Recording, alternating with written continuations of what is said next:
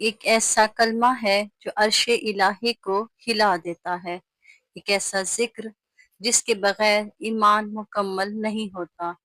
یہ وہ کلمہ ہے جو نہ صرف دلوں کو زندہ کرتا ہے بلکہ قبر میں روشنی، پل صراط پر اور جنت کی کنجی بھی ہے۔ آئیے آج اس عظیم ترین ذکر لا الہ الا اللہ کی حقیقت کو قرآن و حدیث کی روشنی میں سمجھتے ہیں۔ رسول اللہ صلی اللہ علیہ وآلہ وسلم نے فرمایا، کلمہ لا الہ الا اللہ اتنا وزنی ہے کہ اگر اسے ایک طرف اور دوسری طرف ساتوں آسمان و زمین رکھے جائیں تو یہ کلمہ بھاری ہوگا۔ مسند احمد۔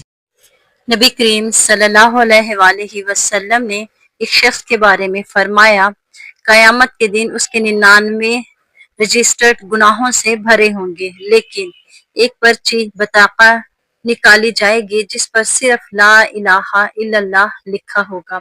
وہ پرچی جب ترازو میں رکھی جائے گی تو تمام رجسٹر ہلکے ہو جائیں گے اور وہ شخص جنت میں داخل ہو جائے گا۔ ترمذی 2639۔ ایک صحابی حالت موت میں تھے اور رسول اللہ صلی اللہ علیہ وآلہ وسلم ان کے پاس بیٹھ کر فرمایا، اپنے بھائی کو لا الہ الا اللہ کی تلقین کرو۔ صحیح مسلم۔ صحابہ کرام رضی اللہ تعالی عنہ نے دیکھا کہ وہ صحابی زبان سے لا الہ الا اللہ پڑھ کر دنیا سے رخصت ہوئے۔ نبی کریم صلی اللہ علیہ وآلہ وسلم نے فرمایا، جس کی آخری بات لا الہ الا اللہ ہو وہ جنت میں جائے گا۔ ابو داؤد۔